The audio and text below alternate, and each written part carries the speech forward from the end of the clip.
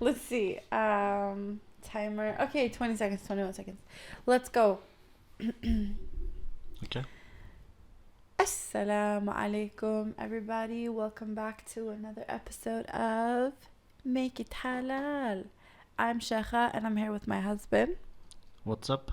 Hi. Hi. We can't see each other today. Sheikha is the producer. I'm the producer. I'm sitting where I usually don't sit. Usually we sit both of us on the couch, on like opposite sides of the couch so we can see each other. But today I'm the executive producer. I'm sitting behind the computer and there's two huge screens here so I can't see my husband. He's sitting right behind the screens. So yeah. That's life. Welcome back. Happy New Year. Happy New Year. Are you so excited? Yes. For 2022? Mm-hmm. This year, inshallah, it's going to bring a lot of new things for us. Big things. Big things. Inshallah. What do you have in mind that's big? New PR. Huh? What's that? Personal record. Oh, yeah. I'm going to do 100. Get out of this city. Yeah, we're out of here. We're so excited to leave. Yes. New adventure, unexpected journey. Unexpected journey. I'm so glad like I married someone who's just like me, who's like adventure ridden and you don't mind moving around. Just like Goldilocks. She moves until she finds the perfect place. What's that? Goldilocks with the bears, and she eats their porridge and sleeps in their bed. Huh?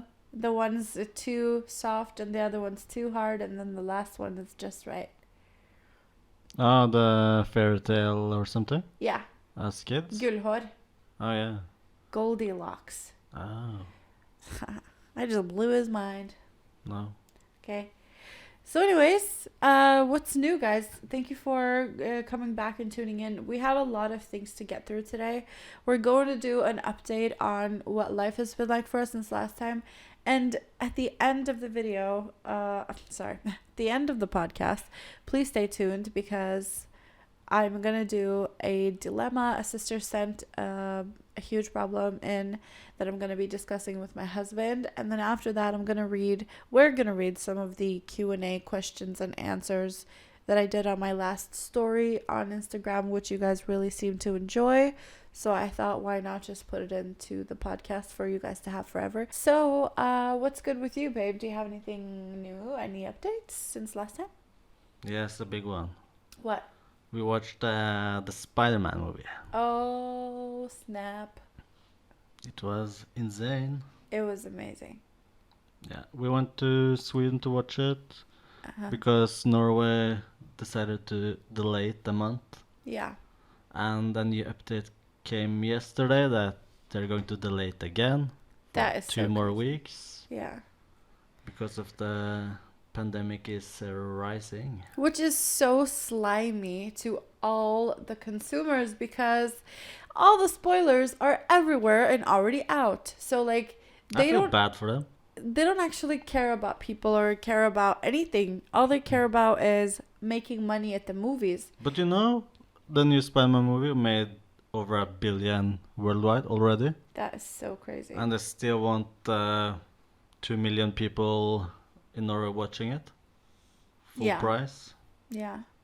It's very dumb. I'm sorry, but they could have had like, if they did like other cinemas, they could have opened up for like 50 people so people can but like, the cinemas are open. Yeah, they could like for the other movies, I mean. Oh, yeah. To keep the distance so that they like don't sit like maybe there's one row and there's not people on the next row and so on and so forth. Yeah, but that's what they don't want to do because of they lose money. Exactly. And that's the point. And that's why it's dumb because it's very dumb. Instead of actually doing because that's what the people would have wanted, right? Yeah. Show it 20 times a day. Just keep it 50 people. It's fine. Exactly. And then there wouldn't have been a health hazard for the 1 meter rule or 2 meter rule or whatever it is that they have. But no, they wanted everyone to go see it at once when it's not a hazard. And guess what? It's still going to be a hazard in 2 months. So don't lie to us. This is what they did with the first lockdown. They're like, no, it's only going to be for 2 weeks. No, only for 1 month. No, okay, now the month is gone. It's 2 weeks to slow the spread. That's Yeah, and then they're like, no, 3 more months, and then 3 more months, and 3 more months. But the problem is they already knew that we were going to be in lockdown basically the whole year. But if they said that, people would have panicked more. There was already mass panic. Everything was sold out. Toilet paper, canned food, all kinds of food. Everything was sold out. Toilet paper. Toilet paper. It's the dumbest. Like, you don't wash your butt? Really? Anyways, that's a whole nother conversation. I can't even think about that. But demonetized. But the same is happening again and again and again. And they keep lying to us instead of just saying, y'all, this is going to be how long it's going to take. And they're just sugarcoating it. How like parents lied to their kids when their kids are like, Mommy, can I go to my friend's house? And then she says, well, maybe. But she knows you can't go anyway. It's the same thing. We had a nice trip, didn't we? Yeah. Like, all in all, we had a great experience because we chose to flee the country just to see the Spider-Man movie, and we had an amazing weekend doing so. Yeah, it's something about being free to do whatever you want. Yeah. And in Sweden, everything was normal. Yeah. It felt really good. Just, yeah. Well, people are normal. You have some distance, like... It's still a pandemic, but people are free to do whatever they want. Yeah.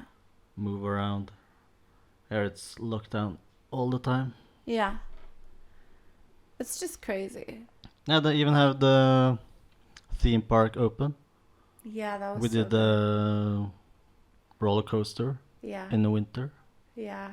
I've never done that before. Nah, same. I didn't know that was open. That was a lot of fun. It's weird sitting in a jacket in a roller coaster. Like a big one. Yeah. I hated it. I was scared like the whole time. Yeah. It was fun. It was fun. What I was most scared of, have y'all done that roller coaster where you like sit on the chairs and it spins you around? And it takes you like high up and spins you around? I don't know the name of that one. The chairs? Yeah, it's chairs. The playground thing. Yeah, it's so scary to me. I was so scared. I've literally avoided that one like the plague every single place I go ever since I was little. And then my husband was like, let's do that one. I was like, nah, I'm not doing it. You could do it. He's like, come on. And so I end up doing it. And he was like filming me the whole time and laughing while I'm like dying and praying in the back. And the lady was like, please put your phone down on the mic. And I didn't even notice until I was editing the video when we got home. I didn't know she was talking to me. She kept telling you to take down the phone, but it's a GoPro. Yeah. But it's probably hard for her to see, so. Probably looked like a phone from there. She told you in like 3 languages. But it's probably me. And when I stopped, she stopped. So. Oh, so good. Anyway, so we got home. I decided to get... Hey! What? You forgot the pool. The what? The pool. Oh, yeah. Infinity pool? No, it's not that. It's just a see-through pool up in the air, so you can see the ground from like 25th floor. Yeah, it's 25th. like cars driving under you, and you can see it clearly. It's really bizarre. Yeah. It's a fun experience. And it's like cold, but the water's really hot. It's outside of the building, but up in the air. Yeah. With see-through glass. And we were there for only like 3 hours or something, but it felt like a lifetime. Like the whole spa day. Yeah, it was really good. It was amazing. Nice view. Everything was nice. I feel like if I could do that once a month, that would be like luxury life. Yeah. Just even have it like Eddie Hall. Yeah. See, my husband and I are not the type to like care about expensive things. Like we don't shop. Like we don't care about labels. We don't care about things. The only things we buy are stuff we actually like need or we find as a necessity. But we both agree that we don't mind splurging on experiences. Because that's what really matters. Like I don't mind not having fancy things, or like I buy cheap makeup. I don't have like fancy makeup or anything like that. But like the experience thing, even if it's like something that doesn't cost money, for example, going into the woods and building a fire and trying to build something out of a tree, like those types of things are the things that matter to us. It doesn't even have to be like a luxury thing, because this is frankly the first luxury thing that we do. Yeah, basically. So it's like a bonus honeymoon, I'd say. Yeah, it's probably is the real one, maybe. Yeah, For now, at least. for now at least. Yeah. The real trip. Because ever since we got married, it was the lockdown. So we never had the opportunity to do anything. We've only been at home for 2 years. Yeah, we probably had the opportunity this summer or 2021 summer. Yeah. Everything But we was were just open. moving and stuff. So for us, it was Moving, not. and we didn't know the rules for travel. Yeah, exactly. And we just like, it wasn't something that we were like urgency for us or anything. No. So. But the Spider-Man kick-started it. Yeah, my husband was so funny. Like the night before, because we decided literally the night before that we're going to leave tomorrow. He's like, so Spider-Man's not going to be here for another month. I was like, what? He's like, yeah, they're not going to show it to us. I was like, oh man. He was like, but I was like, what? Well, Sweden is showing it like regular. I was like, really? Okay. So I was like, okay, let's just drive to Sweden for like a day, drive there early, go to the movies and come back home. And then he was like, let's spend the night and let's go to the theme park. I was like, really? Like, you want to do all that? And I was really excited because like I didn't expect him to be like, yeah, let's like make a thing out of it. It was exactly what the doctor ordered, let me tell you. It was amazing. Best. If you're going to travel that far for a movie, why not spend a few days there? Yeah. And we were supposed to come home the next day, but we decided to spend an extra day because it was so great. Because everything was so hectic. Yeah. Is that a word in English? Hectic, yeah. Yeah. The first day, oh my gosh. We tried to cram everything into like 5 hours. No possible. So we had to... The second day was really good. Yeah, we had to expand the trip for another day. Yes. And that really did it. Yeah. For sure. Solidified the good times. Now we could chill more. Yeah. Because the first day was stressful. It was stressful, actually, yeah. New place, new everything, and tired from driving, taking the boat, stuff like that. If y'all want to see what we're talking about and you haven't seen it yet, you can definitely go to YouTube and see the vlog we did from there. It's like a couple of videos ago. Yeah, we fled Norway. That's Yeah. the title. Right? Yeah. Mm-hmm. Something like that. Something like that, yeah. So yeah, that's basically the update from last time. Is there anything else? Anything I'm missing? Something big? No? Oh yeah, we did the detox, the fast. Yeah. After Christmas we started some detoxing, preparing for the new year. So we did 24-hour fast, just water fast, really. And basically for the rest of the year we did smoothies only. Wada and smoothie. Yeah. Really fancy that you get more stamina, more energy just from that. Yeah. Like when we fasted only, I felt great. Me too. I went to the gym on smoothies only. Felt really good. So, unnecessary eating, that's the killer. Now to the next portion of the podcast is the Q&A answering. My husband's going to read the questions and I'm going to read the answer that I gave on my story on Instagram. So let's go. Okay, the first one is, I was ready to say the Shahada but then learned Aisha's age at marriage. Now I'm confused. Sus. Imagine times and circumstances play a huge role. If you look it up, only about 100 years ago, right here in the West, marriage for 12-year-olds was the norm. And also, according to biblical text, Jesus Christ's mother, Mary, was 12 years old when she married a 90-year-old Joseph. Why is that not something the media harps on? It's true indoctrination of hate for Muslims that this marriage between the Prophet, peace be upon him, and Aisha is mentioned time and time again as a weapon against Muslims and Islam. Fundamentally, don't give in to the hype. And what makes you Muslim is two things, essentially. You believe in one God and all the prophets, the last of them to be with the last message was Prophet Muhammad, peace and blessings be upon him and all prophets. Touche. Next. What is the meaning of hijab for you? Why do you wear a hijab? I often got asked by non-Muslims. The simple answer is because Allah said so, and I choose to believe and obey. The somewhat longer answer would be that it liberated me from Western standards. The standard that all women around the world are dying to fit into. The standard women mutilate their own bodies by cosmetic surgery, hair extensions, eating disorders, and so on. And not to mention Liberation. And not to mention liberation, because after saying mention, liberation was hard, I don't know why. Oh. And not to mention liberation from being sexualized. That's a whole conversation, but in short, I'll say this for now. More on my YouTube channel about why I wear hijab. Okay. Good advice. Thank you. Next. I need some advice. My fiancé has different view about music and practicing sunnah. Better sort out your differences before nikah. Once you're married, your differences will be multiplied in feeling. Am I right? Yeah.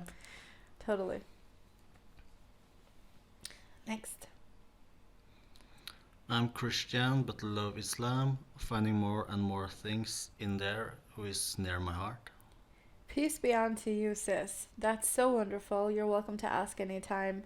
Anytime. This is what life is about, learning and experiencing things that bring us closer to God for us to worship him. The end. Fun fact, I'm actually going to meet the sister next week, and she wants to, inshallah, take the next step and become Muslim.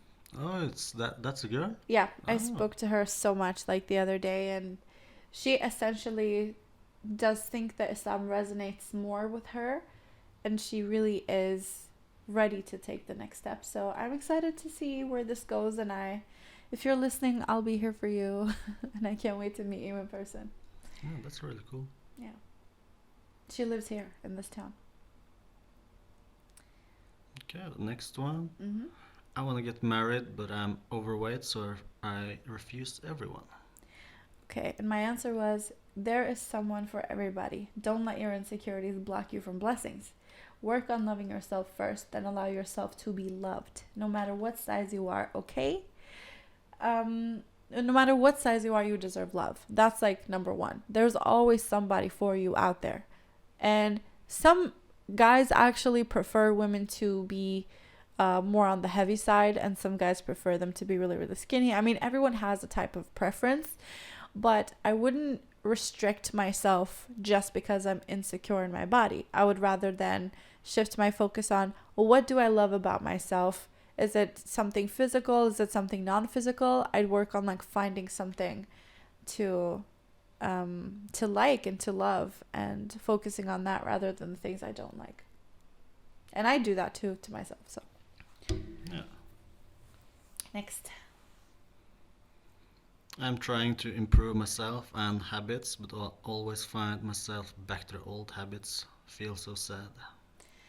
I love the way you're reading it. Feel so sad. Okay, my answer was, have you thought about what makes you fall back into old habits? Talk to Allah about it as well, and make dua for him to help you. When I fall into a sin, I try to follow it by making a good deed in its spot, followed by lots of istighfar. The best way to stay away from a sin is to hate that sin. Mm-hmm. Next. I said my shahada yesterday and I'm not sure what to do next. Lots of emotions. And obviously, I just congratulated her and asked her to make a prayer for all of us. And I sent her how to learn to make salah step by step. Because I believe, like, obviously that's like the second thing you need to get into place after you say your shahada is how to pray, and then everything else your life will be great after that. Mm-hmm. Hi, beautiful. Please advise how do you keep your iman high when you live in a non-Muslim minority country? When you live in a Muslim minority country. Okay, thank you. And I replied, you're beautiful. I don't care what the world is doing. My iman is for myself. It's me who it benefits. So I focus on or base my iman on what others do or don't do. You feel me? Mm-hmm.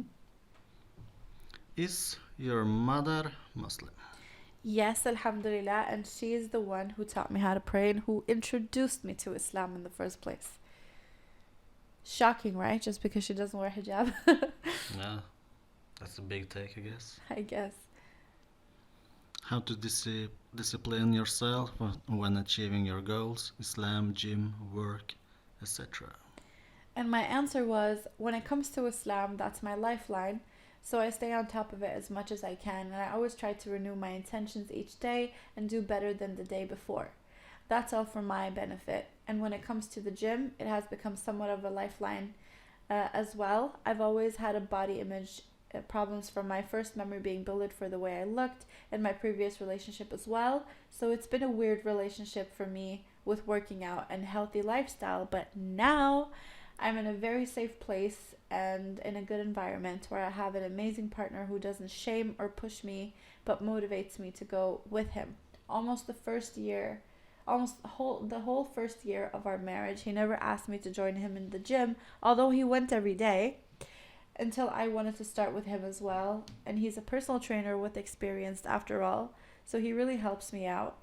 I want to be healthy for myself and for my future family, both mentally and physically. So the discipline has come naturally after changing my mindset from I have to be skinny to be loved to I want to work on being healthy, and a tight body is just a bonus because I'm loved either way. And my work is my passion, so it's simple. I enjoy it. Mm-hmm. Any tips for someone's first Ramadan? I'm a bit nervous. Well, I said I'm happy for you, and the first few days will be hard, but then your body will adapt and you'll feel more spiritual, so be excited for that. And try not to eat too fatty or salty foods because that will make you thirsty the next day. Remember that, like, this Ramadan we were actually so good at not doing that. The first Ramadan I feel like we did go into that trap, but this year was actually, or last year should I say, was very easy actually. It wasn't too hard. Yeah. But probably because of the days are shorter too. Yeah, probably. It might be. And it wasn't too hot. Yeah, exactly. This summer. True. Or pre-summer. Yeah, a lot of things went into it being so easy for us, I guess. Alhamdulillah. Yeah. Do you speak Turkish? No, I only speak Kurdish. Oha, that's Turkish. Oh. All right. Do people stare at you outside when you wear niqab in Norway? People always stare at me no matter what because I'm with him, and our combo is very rare out here. So, like, whenever people see me and my husband, it's always a stare down show no matter what, because I guess the combo is shocking. More so here than it was in Oslo, and we'd never leave, like, our house and go into public anyways, but when we do, we're stared down always. What kind of people do you think stare the most? In Oslo, for sure, it's more utlendinger. What is it called? Minorities? Oh, yeah. In Oslo, like, more, like, brown people, Middle East, Asian, like, Muslims. I think they're more shocked. The Muslims are like, what? What's going on here? And I think some white people too, I guess. But they don't turn their heads or break their necks. No, seriously. No, the brown people are shameless. It be your own people. Always, every time. It be your own. So they're always like, and it's not even like, Salam alaikum, or like a smile or anything. It's just like a pure, disgusted, shocked face. And I'm just like, damn. Yeah. The least you can do is say salam. But it's cool though. Yeah. Okay, the next one. I know you're not Mufti, but one question. As you live in a Western countries, what's Hukum. The Hukum. ruling. Hukum for buying house by a mortgage? Well, getting a mortgage is haram anyways. So whatever country you live in, doesn't matter if it's the east or the west or the south or the north, it's haram to take a loan and get interest with the loan. So it doesn't matter if you're living in Norway. I know like the old masjid I used to go to, people was like, no, so long as you like buy it for the house that you're gonna live in, then it's not haram. Bro, riba is haram no matter what the circumstances are. You can always not buy a house. You can rent, ain't no shame in that. You can buy a car by cash. You know, there's a lot of things you can do to avoid this huge, which is actually one of the major sins in Islam. So, it's just a bit harder because the system is rigged to be like that. Yeah, but it's easy if you want it to be. So Yeah, my husband and I, we exactly. have avoided it like the plague, and we're happy. We're not looking to change that anytime soon. So it's cool. No, renting is fine. We're gonna die anyway. Why do I don't understand the hype. Why do I have to have all this like property? I don't care. I can rent. It's fine. Money comes and goes. But the sins stay with you, innit? So yeah. I'm like my biggest fear is dying with a loan. Because I have a student loan and I have like some loan from previous that I'm like trying to pay off. And that's like one of my biggest fears, like dying without paying my debt. It's still not permissible. I love when you say permissible. I love when you're being all Islamic. Okay, next, go. Struggling with my husband, don't feel loved even when I've communicated many times. My answer was, why don't you feel loved? What are you missing that you want? This person never answered. No. But do you have any input for that? Like, if I wasn't feeling loved, what should I do to make you, like, give me more attention? Should I tell you or? Ask what's up. Is buying only the first house with a loan from a bank okay? Who told y'all these lies? Like, is only buying the first house with a loan okay, or can you buy the second house? No house with a loan. If the loan is without interest, then it's fine. But good luck finding that type of bank in the West. I'm sure they have some kind of Hva er det på engelsk? inheritance. Yeah. If you get inheritance from, for example, my family, if they pass away, and we inherit their money from loans, is that haram?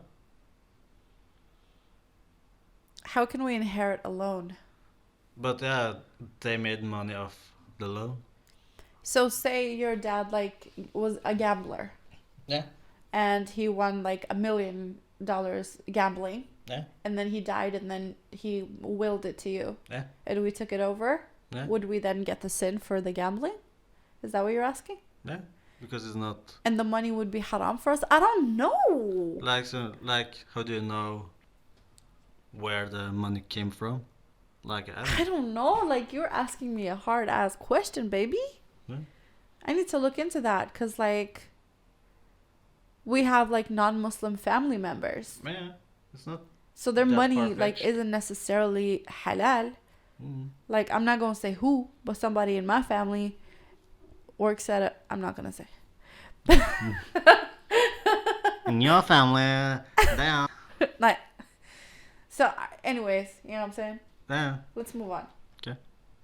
My brain But just exploded a little. That topic is like, it's kind of hard because Intentions and what you personally do, I think that matters. Like, for example, if I was married to a drug dealer, right? If you were now a drug dealer, let's say, and then I knew that the money you're coming home with is haram money. Like, you scammed somebody or you, like, robbed or whatever. That money is haram, and if I take it, I will get the sin as well. But if I didn't know... ignorance is bliss. If I didn't know, would I still...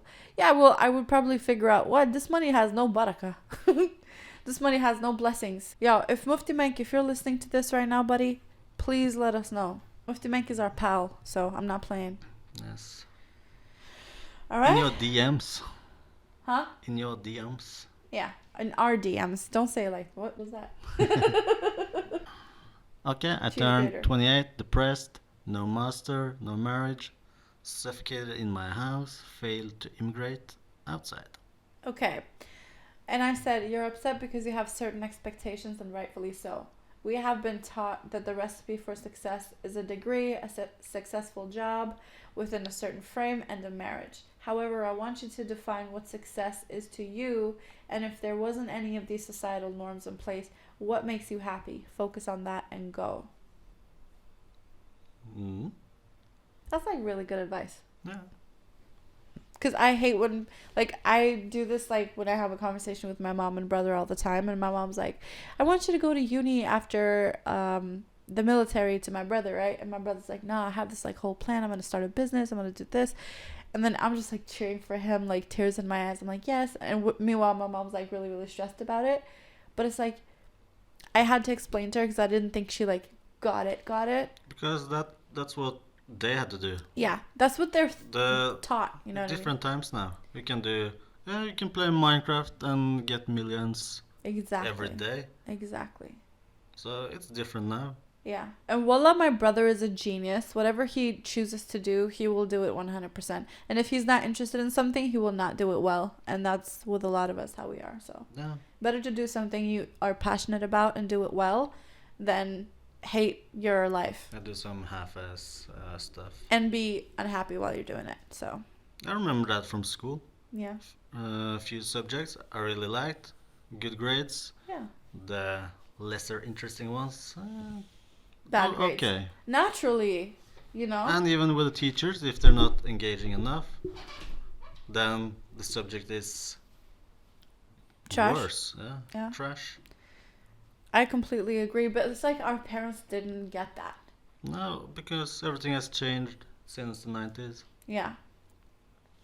True that. You're speaking to old people now. We are both 29 and we grew up in the 90s and early thousands. Next question. Okay, what to do when a Christian friend expresses feelings for me? I like him too, but I'm Muslim. My answer was explain why Muslim women can't marry non-Muslim men, because we have rights and guarantees we need in order for a marriage to be halal. You can introduce him to Islam and make dua for him. May Allah guide him and bring you two together if it's good for you. Ameen. Do you have anything to add, baby?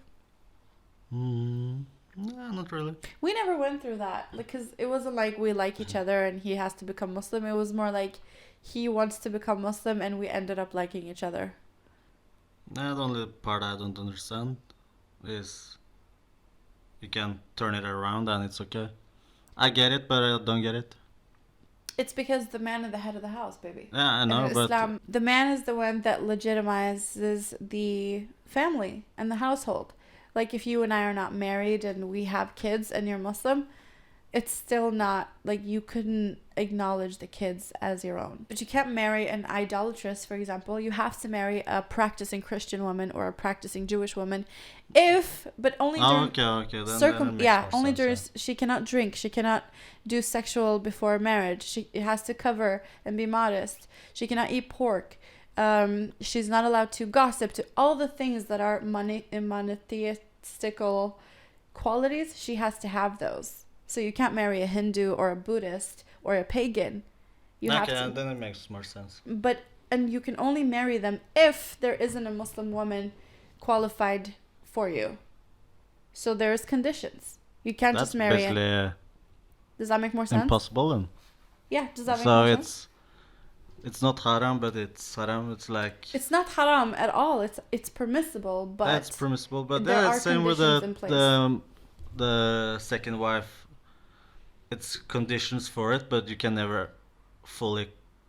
What? It's very hard to be able, though. Yeah, that's what I mean. So it's not haram, but It's a fitna for sure. It's a Yeah. test, you know. yeah, So it's like a blind side yes, for both. yeah. But does that then make more sense to you than if It you could makes just more marry sense. anybody? Yeah, you choose the right one, but in those words, the right one is there's always someone. Okay, it makes sense. Yeah. How much more often do you not see men, Muslim men, being married to non-Muslim women, that they actually end up also accepting Islam as their own, and the man is in fact the head of the family. So like if you didn't pray, it would be extremely hard for me to be motivated. If you were just like, yeah, whatever, I'm gonna go hang out with some of my girlfriends, I'm gonna go hang out at this bar with my buddies, you know what I mean? Like for me, that would, bye, you know what I mean? Yeah. There's like so many things that come into play. Okay, next. Okay. Salam says, is it permissible to marry a man who makes riba? I'm asking you because I don't know. Riba means loan with interests, for those who don't know. So I answered, honestly, it's a major sin, so I would avoid it. I would be afraid that the money would be without any barakah, which means any blessing, because it's haram anyways. If you know you have a choice to make, or you can help redirect him into doing something that doesn't involve riba, I know it's hard, sis, but there's always a way. And when we leave something haram for halal, Allah subhanahu wa ta'ala will replace it for us with something better. Okay, so let's say he has already done it. How do you fix that? If he has like debt, Like me, for example. yeah, I was going to buy a house, yeah, but that's something from prior, baby. yeah, but I That's know, a sin but that's already committed. It's not like you're coming to me like, hey, I want to marry you, by the way, I'm gonna go buy a house right now, and then I'm like, okay, cool, you know what I mean? yeah, but If the sin is already done, okay, he's gonna pay the loan back. But yeah, if he's but, gonna how do you continue, fix that? you just work on paying the loan back and don't take more loan. No, okay. So you You don't know- have to sell. No, Instantly, like yeah, it's okay. it's a sin that's already been committed, and you can only rectify it by trying to make it right and to not do it again and regret your decision to sin in the first place. Yeah. Isn't that way with all sins? Yeah. But if like he works in the bank and he like gives people loan and stuff like that, like I would never marry a guy that works in a bank, for example. A snake in the grass. Yeah, I would never. You know what I mean? Because I wouldn't feel comfortable with that money. Haram relationships are so normalized. How do you prevent in falling into it? Well, once I had this mindset, avoiding it was easy. If he wants you and cares, he doesn't want to push you toward the hellfire. He would want Jannah for you. So he wouldn't want anything other than halal. Because if you start the relationship, y'all will have to be testifying against each other on the day of judgment. If anyone wants a chance, ask my wali first to get to know me, and then we can talk to get to know each other for marriage. Never meet alone before nikah, no engagement or relationship before nikah, period. And that's Yes. how we did it. You go, sis. What? I was cheering you on. Oh, thanks. You're stupid. My standards in a guy is he has good deen and no problem to cook and clean with me. Should I lover it? I said, no, queen, you deserve what you want. By the way, that's the bare minimum if you ask me. Like, should you lower your standard? Like, where should the It's your standard be? standards. Yeah, you decide. Like, you want your guy to clean and you want him to be okay with cooking and cleaning with you? And you ask me, should I lower your standard? Like, what kind of guy would it be then if he didn't do those bare minimum things? You know what I mean? Yes, I know what people talk about too, but I don't want to say here. What? Middle East? Yes. Middle Eastern men. I think this is very common in Middle Eastern men because in their culture, I'm saying there as if I'm not Middle Eastern. Guys, I can say it. I'm Middle Eastern. In Middle Eastern culture, men are treated like kings. They don't have to do jack at home. They can sit there, be fed, have their, underneath them cleaned. They don't have to do anything, and they're allowed to do whatever it is that they want and still be praised for doing the bare minimum. So Yeah, but that's fine if you are okay with it. if you're a type of woman that's okay with that, but I don't think anybody is. Yeah, that's Everybody another wants issue. a partner, you know. No one wants, like, why would, okay, I'm sorry to just be blunt here, but why would you want to be intimate with a man who is basically your child? You take care of him like a child. You know what I mean? Yeah. Why would you want to be intimate with someone like that? Like, I could never, like, imagine if you were someone who, you know, I had to basically raise you like a child and do everything for you, and then still, like, have that type of romantic relationship as well. It would be impossible for me. I would never look at you the same. Yeah. So It's a different culture. yeah. You grew up here, so it's problem. Yeah, That's and my why dad too. was very, like, helpful with my mom and stuff as well. So Yeah, I've been so you around grew that. up with that culture. Yeah, but I have seen, like, my aunts and uncles and stuff. People in my family Yeah.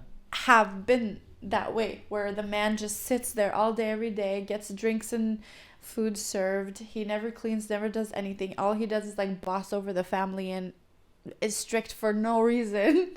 Yeah. And he gets to do whatever he wants, and if anyone says anything, they're, you know, shunned to hell. It's crazy. It's madness. My dad was always looked at as soft, but he cared about our feelings more so than his own sometimes. So shout out to my dad. Mm-hmm.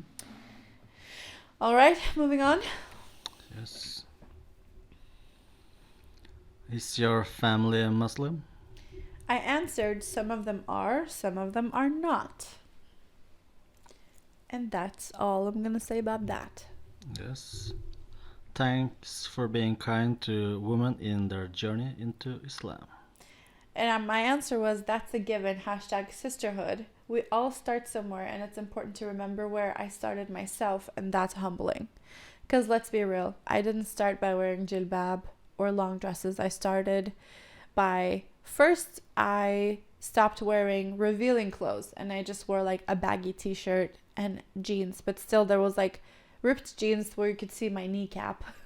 You know, I remember I had those jeans for a long time. Even the first time I wore a hijab, I was wearing my ripped jeans, and people were like, I don't think we should be able to see your knees. I was like, really?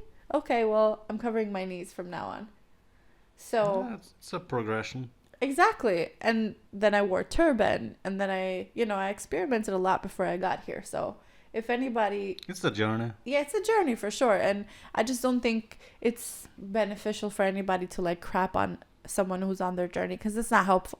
You know what I No, mean? you just push them away. Yeah, you need to get there on your own. And you can definitely be inspired, but, like, shaming you into it is never going to work. No, you That's how people take it off. Yes, exactly. Facts. What do you do when you feel lonely or isolated? I love it. Spending time with myself and being alone without being lonely is something I learned after I learned to love myself. Be your own best friend, and being alone isn't so bad after all. And I said, if you want someone to talk to, don't hesitate to reach out to someone or anyone. And, you know, I used to be, like, every time I was alone, I used to be sad and be anxious and stuff. And now I'm like, I value my alone time. Baby, you know that. Yeah, it's good to not be dependent on anyone, but I'm dependent on you, though. yeah, you are. But Yeah.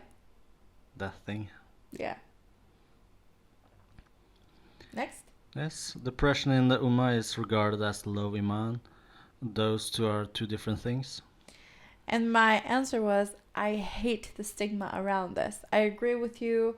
Being depressed or suffering from any mental illness does not mean you're a bad Muslim. Let's unlearn this narrative. Unfortunately, a lot of Middle Eastern or Asian or even African parents don't acknowledge mental health issues with their kids from, like, our generation. Still, there's a lot of disconnect there. And people are like, yeah, it's because you people don't pray. look at it as a disease, or what you want to call it. They look at it as, you're far from Allah. Yeah. You're far from the religion. That's why you're depressed. But you can literally fast, pray, do all those things and still have mental health issues. Yeah, trauma, everything. Everything. A lot of things come into play. And it's like, those things are very real, and they don't mean that you're a bad Muslim. So just unlearn that and realize that, yeah, something's wrong and you should probably go to therapy. Therapy is great. People should But go I to always it. use religion as, if you get into religion and do everything, you can fix your mental health. So For they me, that probably was true. combine. Yeah, exactly. So they think it fixes everything. Yes, but it's more about yourself at that point. Like you are the one who takes care of yourself. It's Yeah. not about if you read Quran every day, you'll magically be healed from like anxiety or depression. Yeah. For me, the process was more like I learned to be outside of my own head more. And that's why things worked out for me mentally in that aspect. Because I was suffering from depression. Now it's like if I'm sad, I'm just like regular sad. I'm not like in a deep depression anymore. Yeah, but that's Alhamdulillah. probably the thing they hear Yeah. when people get into religion. You you get better on a better path, everything. So Yeah. that's how they view it, and think that's the cure to everything. Yeah. And also, like, a lot of people growing up Muslim don't get the benefits of the religion because it's just something that they inherited. Yeah, that's another So, thing too. yeah. So, parents, take a look in the mirror. Like, what are you teaching your child? Are you like, you have to wear hijab because I'm wearing it? You have to wear hijab because you're Muslim and Muslims wear hijab? Or you have to fast because or are you actually out here explaining the deen and like making life easy for them instead of scaring them with hellfire? Entice them with the things that are beneficial and great in Islam that make life better. And I think that's why a lot of reverts, their whole lives get changed for the better when they start practicing the deen. I think that's what people are referring to because the whole life revolves around bettering yourself. And so naturally your mental health gets better. Hmm. It's not just about reading one page of the Quran. Career path, darling. Exactly, my darling. All right, next. I'm 26 and I feel behind in life. No degrees, no marriage. Give me an advice. Love you. Love you too. But let me tell you something. When I was 26, I was in the exact same position. I was a new Muslim. I had no idea what my future was going to be. My only plan was to focus. My only plan and focus was to survive. Literally, y'all, when I was 26, I was homeless. I didn't have a job. I didn't have a future. Nothing. I left everything behind when I was 26. Can you imagine? Yes. And and everything worked out for me because we just the prior question. But yeah, focus on what I was gonna say was be thankful you're Muslim and that you can talk to Allah and trust Allah's timing. He knows best what's best for you, so trust that. Work for what you want, but trust that whatever is for you will come to you, even if it is beneath two mountains. Sabr, baby girl, you'll be fine. Try and enjoy this time and your journey. Yeah, and back to that. Yeah. My whole life changed in 2 months. Literally. In 2 months, I was in the not exactly same position as you, but my whole life changed in 2 months. Yeah, you didn't really have a plan. Things weren't going your way. And in 2 months, poof. Muslim, wife, house, everything. In 2 months. So, sabr. Sabr. Baby, I love you. We're so blessed. Like, alhamdulillah. Okay, next. I need advice on how my family can accept me after I became Muslim. Maybe you actually can give some advice here. That was a guy, too. Oh. I remember him because he wrote me a DM after and said thank you for my response. Well, I'll just say my response first and then you can add something if you want. Okay. My response to it was, you have to give them time to adjust. Get secure in your own belief and take everything a day at a time. They will most likely be just fine with it, but you have to be okay if they aren't on board right away. So mentally prepare yourself for any outcome as best as you can. Yeah, sounds good. Yeah? Yeah. You didn't have any issues with your family, did you? No, but I know where I stand on stuff. He's so alpha, I can't even deal with you. Goodbye. Okay, next. So yeah, if you know your family and they know you, they should. Yeah, it's your family. They should accept you for who you are, no matter what. So Yeah, literally. so if they take a stance away, that's their choice. But yeah, Like, what kind of family turns away their family member just because they believe in something. And something else that you don't. Like, if I came to my family right now, I was like, yo, I believe in Santa, they're gonna shun me and be like, you're no son of ours. Yeah, exactly. So Like, makes no sense. Exactly. Next. Is it normal to be scared of marriage because of the bad examples of men in the family? My response was, yes, it's normal to have preconceptions because of environments or experiences, or experience. However, you have to remember that he is him, not the other men you know. He cannot be punished for what someone else did. So give yourself and him a chance to try and destroy those generational cycles. No, I didn't understand why I said yes at first, but No, yes, it's normal to have preconceptions. no. I So- just saw yes, but what the... Oh, yeah. How was your husband convinced you were the one and married you right away? My answer was, I've asked him many times, and his answer was always the same. It was a feeling. I just knew, and everything went exactly how I thought it would. Do you have anything to add to that? No, gut feeling. Gut feeling. Yeah, I forgot to add that one. But yeah, like, you just knew, basically. Yeah, it felt right. Baby, see, you like me. No. Loser. You like me. Okay, next. I'm trying to blink with the eyes 2 times. I help. It doesn't, I help. no one can see you, so it doesn't Yeah, count. so this is why I tell. Okay, go, next. What do you do when you feel... again? No, that's not the next one for me. Feel lonely, isolated. This is the next one. Do you stay awake after Fajr every morning or on Fridays? I try to do it every morning. Actually, I do stay awake after Fajr. I just sometimes take a nap later in the day. Very rarely, though. Yeah, that's correct. But Fridays are... Fridays are get like up. holy for me. Yes, you even get up before Fajr. Yeah, get up before Fajr, live my best life. And just, for me, like, the morning and daytime is the best time for me. I hate nighttime. I hate after sunset. I just hate it. I just am excited for morning again. I love sunsets. I know. And No, nighttime. after sunset. I love sunset, but like about half an hour, everything's going to be pitch dark. Yes, I love it. And my husband lives his best life during the night because he's a vampire, and I live my best life during the day because I'm an owl. No, owls too. Yeah. Who loves the day? I do. Next question. Yeah. Is it haram to pluck the eyebrows? I said yes, and then I put this hadith. Abdullah ibn Mas'ud, may Allah be pleased with him, who said, I heard the Messenger of Allah sallallahu alaihi wasallam said, Allah has cursed women who does tattoos and the one who has them done, the women who pluck their eyebrows and the women who has it done, and the one who files her teeth for the purpose of beauty, altering the creation of Allah. Narrated by Al-Bukhari 5931 and Muslim 2125. Next.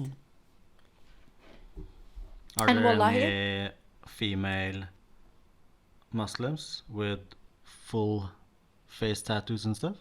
I've never seen that before. I don't know, but the thing is, for me, after I stopped plucking my eyebrows, yes, they looked kind of janky as hell for the first 2 months while it was growing out, but I just filled it in with like a brow pen, so it didn't matter anyways, and no one was gonna see me up close anyway, because like, who's gonna look at me like that? So I started to just stop plucking them, and then now I'm so liberated. It's one less thing I have to pluck on my face every day. So Yeah, it takes time to make them natural again, like independent. yeah, now it's just my brows are so good, people think I pluck them. I'm not good, so I feel alone. And then my answer was, and reach out to someone you can trust or a complete stranger. Write down your feelings. I remembered the Quranic verse, and indeed we have created man, and we know whatever thoughts his inner self develops, and we are closer to him than his jugular vein. That's from the Quran, chapter 50, verse 16. And then I also said, I know the feeling, but you're not alone at all, sis. And that's it. Just scroll. It's a couple of slides, honey. No, it came again. Oh, it's the same one. Yeah. Oh, okay. Scroll through the divorce one as well. Yes, I'm through that one. Okay, send me messages. What was your biggest struggle after reverting? I'm a revert myself. My answer was, it's sometimes feeling like I miss old parts of myself, but then I remember how miserable and all over the place I was, and I say alhamdulillah. My husband is my witness. Like, sometimes I'm just like missing like certain things, but then I'm like, nah, actually, I think about it and I'm like, okay, no. Are you ready for the last part of the podcast? Yes. A sister texted me on Instagram and I asked her if I could talk about it on the podcast, and she said, I actually prefer that you do talk about this with your husband so it can benefit others and I can get advice too. So I'm going to read the email. Bismillahirrahmanirrahim. She says, Salam alaikum, sister, I need help. My husband had an affair 4 months after I gave birth to our daughter, and I just found out 2 days ago. She is now 17 months old. I tried to forgive him once, but he lied again, and I found out he was having sex with women he had hidden from me initially. Do I give him a second chance? He is also not happy to turn on his location 24/7 or temporarily stop seeing his friends, as he always used to use them as an excuse. Now, also, he's telling me I should look to Islam and wear hijab, but I don't want to. We live in Australia, and I was never brought up with religion. I'm willing and want to pray and wear modest clothes, but I do not want to wear hijab. Any advice for me, sister? Damn. Mm-hmm. Get away. They have kids together. I spoke to her a little bit, and she said that she said that because my What first... do you mean another chance? Didn't she give him another one and he blew it? Yeah, the thing was, like I said, for me, cheating is a deal breaker. You cheat on me, I am out. You try to play me, I'm out. And she already, like, has caught him, and he's still being shady even after. Like, he's turning off location when he goes out with his friends. Was his excuse last time? Exactly. Of course you're going to be paranoid, but yeah, if you want to move on, then you have to trust him, but it's hard when he's doing stuff like that. I know. And the thing is, like, I asked her, I said, like, what do you think? Like, why do you think you're still there? And she said she's distant from her family and friends. He took her to live in another state. And she even, like, told his family about it. So, like, everybody knows everything.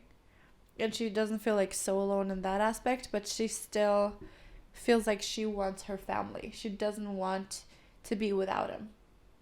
But, like, what should she do?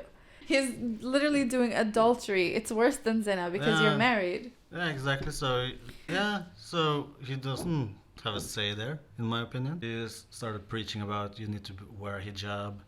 As if that's gonna help, because he wants her to, like, be locked down. And You should leave him. but it's her husband, If it's you should leave him is so easy, she wouldn't be writing in, because obviously she knows. I know, but you should value yourself too, and you have given him lots of choices, and you still don't trust him. What's there left to do? I mean, I would just say get out while you can and try to because she said, I have no money, I haven't worked in years. She's been a housewife, and she's, put her whole trust and heart into this marriage with this man, and he's betrayed her colossally. Yeah, that's where the divorce lawsuits come in. Yeah, if somebody cheats, someone commits adultery, lies to you, and continues to be sneaky even after they've been caught. And he should be on his knees, trying to make it good again. Yeah, and that's the thing. He's not doing that. Apparently, he's still being sneaky. Yeah, sneaky and shady. What do you expect? There's no shame in, like, starting over. First of all, no, you deserve better. Once you get your divorce, you're done. Like, if he's not the one trying to fix everything, and he's not on his knees trying to regain your trust, then what are you even still doing there? You deserve to be loved. You deserve to be respected.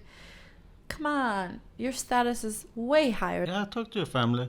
Yeah. Ask for support, or even if you can stay there, if you split up, that's some reassurance. And I understand that you love him, you're in love with him, and that you envisioned life together.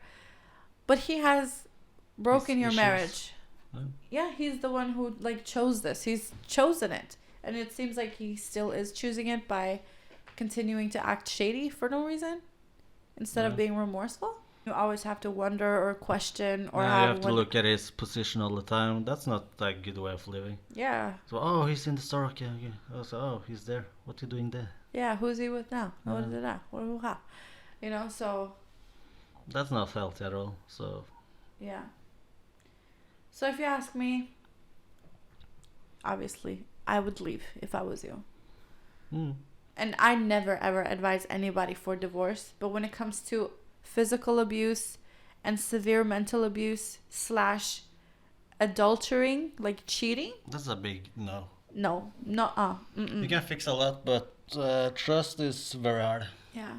And especially if they're like, if you get cheated on and they're like, oh, it was a one-time mistake, my iman was so low, like there's always things, you know, the shaitan is always working very, very hard over time. But when someone's continuously doing this to you, yeah, on purpose too. Yeah, and it's not like, oh, I had a slip up afterwards.